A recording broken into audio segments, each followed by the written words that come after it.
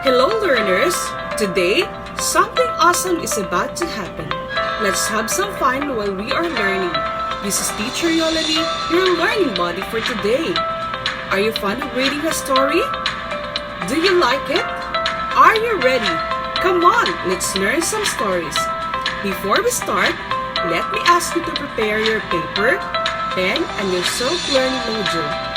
This time, we will learn and discover the importance of reading a story and help you widen your understanding. Today, we will be accomplishing a series of activities to enhance your reading ability and comprehension skills. Learners, after going through these activities, you are expected to infer the character traits in the story read. Write a reaction about the story read. Appreciate the value of telling the truth. Are you excited to learn this lesson? To begin your learning journey, let us have this activity first. Let us read the story. Shelly the snail. Shelly is a garden snail. She lives in a beautiful flower garden near a pond. She is one of the many snails in the garden. She lives and plays with her friends. Shelly and her friends loves to eat the leaves and the buds of the flowers in the garden. They were always hungry and starving. They like to know the different tastes of the plants there. Shelly would love to roam around and take a small bite of each leaf every day. If she likes the taste of the leaves, she consumes it immediately. Soon, all the plants in the garden had holes in their leaves. One day, Aling Rosa went to visit her flower garden. She looked at each flower closely and gave a loud scream. "Who did this to my beautiful garden?" Shelly saw Aling Rosa. She looked around to find a hiding place. She buried herself under the pile of a small brown twigs and hid herself inside her shell. Aling Rosa checked her flower and saw many snails in it. She smashed them one by one and placed the snail in a plastic bag. She did not find Shelly was hiding in the pile of brown twigs. Aling Rosa went home hurriedly. Later that day, the lady went back and brought with her a hen along with its chicks. Shelly saw them. The hen and the chicks saw Shelly too. Now, learners, let us answer the following question. Who is the main character of the story? The answer is A. Shelly the snail. Where do Shelly and her friends live? What is your answer? Correct, it's B. In a garden. What did the snail do to the flowers in the garden? Very good, the answer is C. They ate all the leaves and the flowers in the garden. What do you think that Aling Rosa felt after seeing her flower garden destroyed by the snails? Precisely, it's C. Aling Rosa is sad. Aling Rosa left the hen and the chicks in the garden. Why was she happy? You're right, the answer is A. The hen and the chicks will prevent the snails from eating the leaves of the flowers. What do you think will Shelly feels after seeing the flock of the chicken in the garden? Correct, the answer is B. Frightened. Did you get all the answers correct? Good job! At this time, we will read and understand another story, and the title is The Honest Farmer. For many days, a great king was out with his army. The soldiers had eaten all the food they had got. They had no more food and they were very hungry. The king sent his men to find the biggest cornfield. Go, bring all the corn from the field. A troop of soldiers marched up looking for a big cornfield. On the way, the soldiers met a poor farmer. The soldier said, "Please show us the biggest cornfield here." The farmer took the soldiers to a big cornfield. "Sir, this is a beauty. It is the biggest cornfield here." The soldiers took out their big bags. "Wow! Sir, cut as much corn as you need in the smaller field." The soldiers cried. "Why did you not let us cut the corn from the big field?" "Sir, the big field was not mine. This field is mine." The soldier told the king about the poor farmer. The king felt so sorry for him. He was happy with the farmer. The king gave the gold coins for all the corn in the farmer's field. Children, let us answer the following questions. What is the title of the story? Very good. The title of the story is The Honest Farmer. Why do you think that the king sent off his men to find the biggest field of corn? You're right. They have run out of food. Where did the soldiers cut some corns? Exactly. The soldiers cut some corn in the small cornfield of the farmer.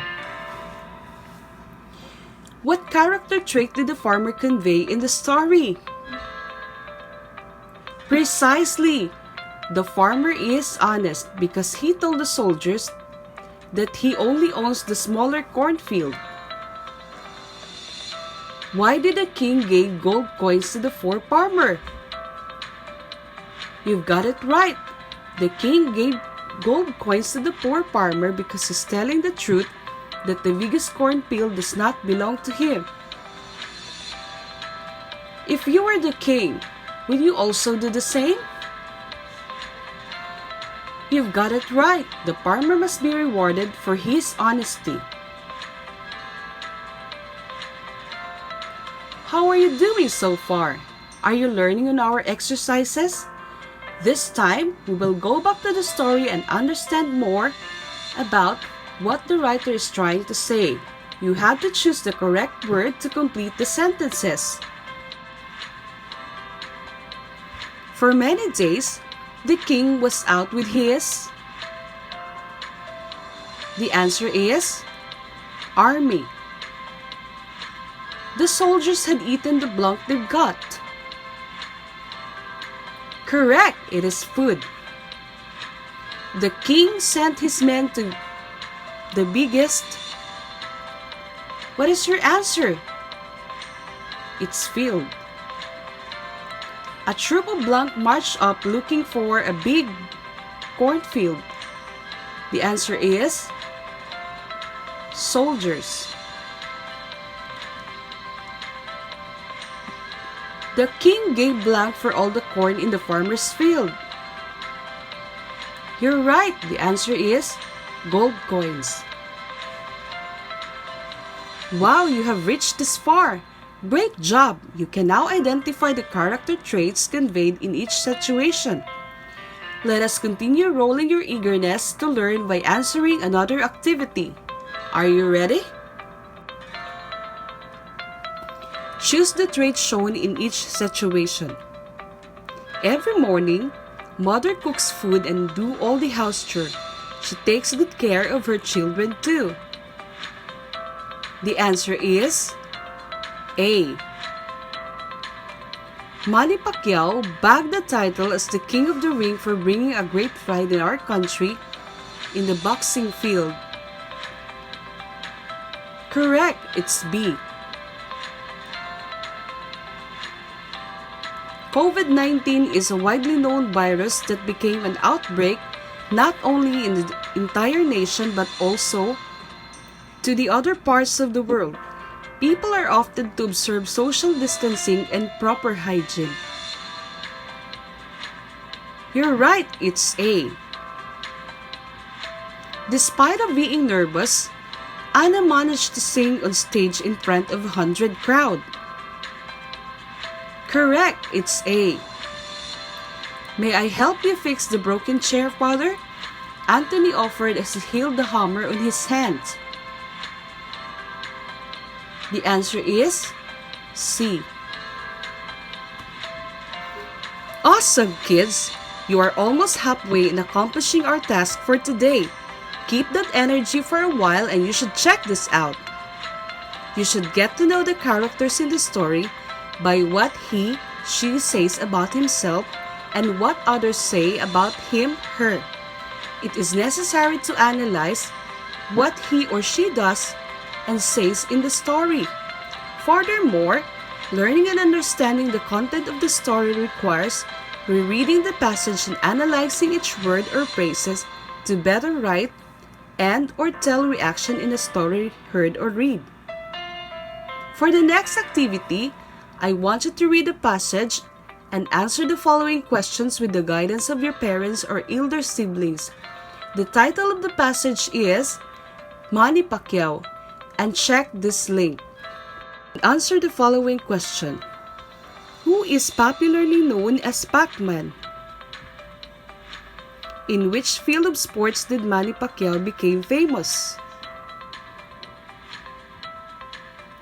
The Ring magazine featured him as... What kind of a person is he? Do you have a dream or ambition in life?